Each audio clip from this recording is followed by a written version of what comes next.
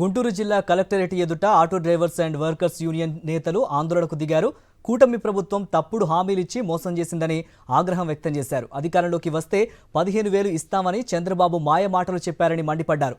ఇచ్చిన మాటను చంద్రబాబు నిలబెట్టుకోవాలని డిమాండ్ చేశారు. లేదంటే పెద్ద ఎత్తున ఉద్యమం చేపడతామని హెచ్చరించారు.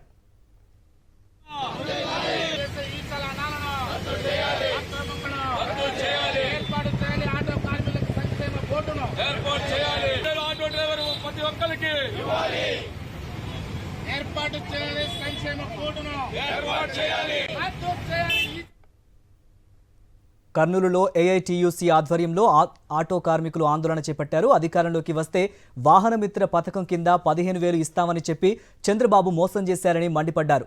రాష్ట్ర బడ్జెట్లోనూ ఆటో కార్మికుల సంక్షేమానికి నిధులు కేటాయించలేదని ఆగ్రహం వ్యక్తం చేశారు. వెంటనే చంద్రబాబు ఇచ్చిన హామీలను అమలు చేయాలని డిమాండ్ చేశారు. లేదంటే పెద్ద ఎత్తున ఆందోళన చేపడతామని హెచ్చరించారు. మాట్లాడడానికి అవకాశం ఇచ్చిన అధ్యక్షుల వారికి ధన్యవాదాలు తెలియజేస్తూ సెలవు తీసుకుంటున్నా. కాంగ్రెస్ మన